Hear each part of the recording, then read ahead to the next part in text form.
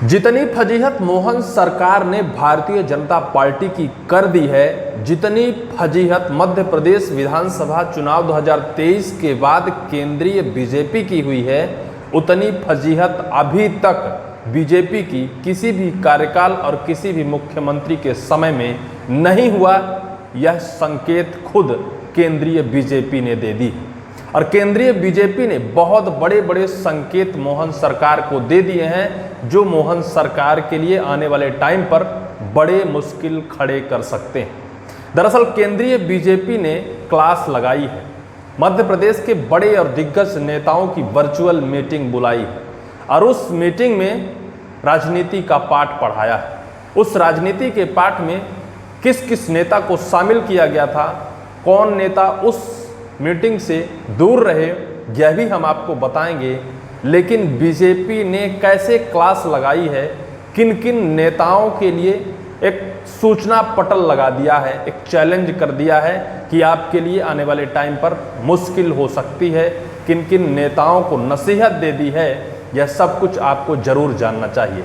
Madhya Pradesh Bharatiya Janata party हमेशा से सवालों में रही जब से मोहन सरकार आई। मोहन सरकार के अंदर ना तो विधायक मोहन के कंट्रोल्ड में है और ना तो मोहन के कैबिनेट के मंत्री मोहन सरकार के कंट्रोल्ड में है, और यही वजह है कि कंट्रोल्ड से बाहर होने की वजह से अनर्गल बयानबाजी, जो नहीं बोलना चाहिए, हित का अनहित हो जाता है, करनी कथनी कुछ नहीं, बस बीजेपी को परेशान करना, ऐसी राजनीति, कुछ भी बोल देना जो अपने ही पैर में कुल्हाड़ी जैसा लग जाता है। केंद्रीय बीजेपी परेशान हो गई है क्योंकि जिस तरह से फजीहत मध्य प्रदेश के कैबिनेट के मंत्री, विधायक और डिप्टी सीएम मिलकर कर रहे हैं, वो फजीहत अब केंद्रीय बीजेपी के ऊपर सर से पानी माना जा रहा है और केंद्रीय बीजेपी ने बता दिया है कि अब और बर्दाश्त नहीं किया जाएगा। आपको हम सिलसिलेवार बताते हैं कि किस मंत्री, किस विधायक और किस कैबिनेट के मंत्री, डिप्टी सीएम ने कैसे बीजेपी की फजीहत कर दी है और बीजेपी ने कैसे इन सब के लिए एक सूचना पटल लगा दिया है कि बस अब और नहीं। सबसे शुरुआत हम करते हैं, पूर्व रहे मंत्री भूपेंद्र सिंह हाल ही में एक बयान दिया। उन्होंने कहा कि भाजपा और कांग्रेस के सभी नेता रात 9 बजे मिलकर बैठते हैं, षड्यंत्र तंत्र जादू टोना करते हैं। इस बात से भी बीजेपी खफा है कि भाजपा के नेताओं को भी इन्होंने लपेट दिया, क्योंकि भाजपा के नेता ही भाजपा के विधायक को कैसे गिराने का प्रयास कर सकते हैं। उनके अलावा प्रहलाद सिंह पटेल पंचायत ग्रामीण विकास मंत्री, तकरीबन 2 महीने पूर्व इनका एक बयान वायरल हुआ था जिसमें इन्होंने जनता को भिखारी करार दिया था, जनता को मुफ्त की रेवड़ियाँ खाने वाली कह दिए थे। पूरे मध्य प्रदेश से लेकर देश तक इसकी किरकिरी हुई थी, देश में इसकी आलोचना की गई थी और सवाल किया गया था कि जनता ही देवता है, लोकतंत्र की देवता जनता को माना जाता है, जनता से वोट मांगने यही नेता भिखारी की तरफ जाते हैं, आज जनता को ही भिखारी कह रहे हैं। उसके अलावा राव उदय प्रताप सिंह स्कूल शिक्षा मंत्री, इनका एक बयान वायरल हुआ था। इन्होंने अतिथि शिक्षक को लेकर एक अनर्गल बयान दिया था जिसमें उन्होंने कहा था कि आप अतिथि यानी मेहमान बनकर आओगे तो क्या घर में कब्जा करोगे। इनका भी बयान खूब बीजेपी की किरकिरी मचाई, बीजेपी की फजीहत हुई, बीजेपी के पास जवाब नहीं बचे। इन्होंने जैसे अतिथि शिक्षकों के लिए बयानबाजी की, अतिथि शिक्षक उस टाइम पर खूब धरना प्रदर्शन आंदोलन किया था, शिक्षा मंत्री की इस्तीफे की मांग तक की गई थी।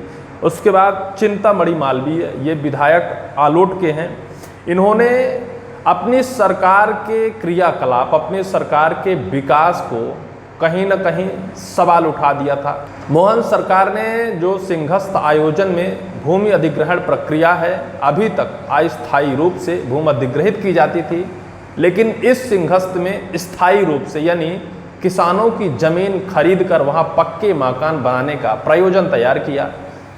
चिंतामणि मालवीय ने सवाल खड़ा किया था कि किसानों के साथ अन्याय कर रही है मोहन सरकार, अपनी ही सरकार, क्योंकि भारतीय जनता पार्टी के विधायक है चिंतामणि मालवीय, अपनी ही सरकार को किसानों के साथ अन्याय करने का आरोप लगाया था। इनके अलावा मंत्री विजय शाह को तो अब शायद पूरा देश जानता होगा। विजय शाह ने जिस तरह से अपने एक वीर सैनिक को आतंकियों की बहन बता दिया, और कह दिया कि मोदी जी ने उन्हीं की बहन भेजकर उनकी ऐसी की तैसी करा दी। यह बयानबाजी तो पूरे देश में हाई कोर्ट से लेकर सुप्रीम कोर्ट तक यह पूरा मामला पहुंच गया। अब सुप्रीम कोर्ट में यह केस चल रहा है, 28 मई को अगली सुनवाई है। तब तक के लिए बीजेपी ने कहा है कि हाई कोर्ट और सुप्रीम कोर्ट के आदेश और निर्देश के बाद बीजेपी एक्शन लेगी, चाहे विधायक को बाहर का रास्ता दिखाएगी या फिर इस्तीफा लेगी, बर्खास्त करेगी, लेकिन सुप्रीम कोर्ट के निर्णय के बाद ही सब कुछ किया जाएगा। अभी तक कुछ नहीं किया गया है। इसके बाद डिप्टी सीएम जगदीश देवड़ा की बयानबाजी भी आपने सुनी होगी। जगदीश देवड़ा ने ऑपरेशन सिंदूर को लेकर पूरे देश की जनता और सेना को मोदी जी के चरणों में नतमस्तक बताया था। यह बयानबाजी भी खूब वायरल हुई और खूब इनकी आलोचना की गई, लेकिन इनके ऊपर भी कोई कार्रवाई भारतीय जनता पार्टी ने अभी तक नहीं की है। पूर्व मंत्री, कैबिनेट के पूर्व केंद्र के मंत्री फग्गन सिंह कुलस्ते ने भी अनर्गल बयानबाजी दी थी। ऑपरेशन सिंदूर को लेकर इन्होंने जिस तरह से बयानबाजी दी, इनकी भी खूब आलोचना की गई थी। इस टाइम पर जो नरेंद्र प्रजापति मनिगमा के विधायक हैं, इन्होंने भी ऑपरेशन सिंदूर को लेकर खूब बयानबाजी की और ये भी खूब उछल कूद कर रहे थे। इन सभी विधायकों की जो बयानबाजी, जो कैबिनेट के मंत्री और डिप्टी सीएम की जो बयानबाजी आई है, इससे बीजेपी की खूब फजीहत हुई है। मोदी और शाह, नड्डा ने यह साफ तौर पर संकेत दे दिए हैं कि आप सबके लिए आने वाले टाइम पर बहुत मुश्किल वक्त राजनीति में आ सकता है। भारतीय जनता पार्टी इन सभी शब्दों को नोट कर रख रही है। आने वाले टाइम पर जब आपको टिकट देने की ज़रूरत होगी या फिर आपके प्रमोशन की ज़रूरत होगी, तो इन सभी बयानबाजी और शब्दों को रिपीट किया जाएगा। उस टाइम पर आपके लिए मुश्किल खड़े हो जाएंगे आपकी ये बयानबाजी। वहीं मोहन सरकार के लिए भी मोदी और शाह की जोड़ी ने एक बड़ा संकेत दे दिया है।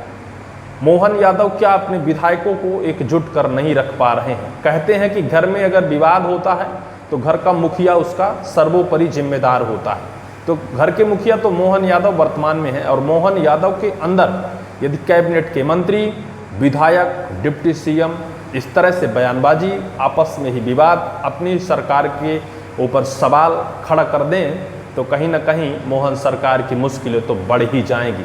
मोहन सरकार के साथ साथ जिस तरह से बीजेपी की देश से प्रदेश तक किरकिरी हुई है, बीजेपी भी परेशान हो गई है और क्लास लगा दी है। मीटिंग लेकर सभी बड़े नेता, चाहे मुख्यमंत्री मोहन यादव की बात हो, बीडी शर्मा की बात हो, हितानंद शर्मा, जगदीश देवड़ा, प्रहलाद पटेल और महेंद्र सिंह, इन बड़े नेताओं की वर्चुअल मीटिंग ली गई है बीते रविवार को, और इन लोगों को राजनीति का पाठ पढ़ाया गया है। उसमें कुंवर विजय शाह को भी बुलाया गया था, लेकिन कुंवर विजय शाह उस वर्चुअल मीटिंग से दूरी बनाई।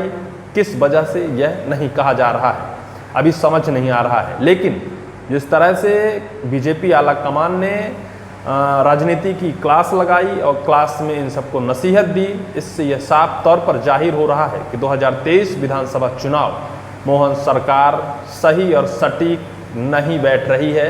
बीजेपी भी हैरान और परेशान है कि कैसे 2023 से 28 तक मध्य प्रदेश में सत्ता चलाई जा सके और 28 के बाद कोई नया नियम, कोई नए मुख्यमंत्री या फिर कुछ नया किया जाए। ये तो 2028 तक ही साफ होगा। लेकिन अभी जिस तरह से परेशानियां हैं, उस परेशानियों से निजात पाने के लिए बीजेपी कहीं ना कहीं अपने नेताओं के साथ मीटिंग और बैठक कर रही है। देखना ये होगा कि क्या कोई नतीजा, निष्कर्ष निकल पाता है या फिर इस बयानबाजी का दौर शुरू ही रहता है, बीजेपी की फजीहत बनी ही रहती है। आपको इस पूरी वीडियो को लेकर क्या राय है, कमेंट सेक्शन पर जरूर लिखिएगा।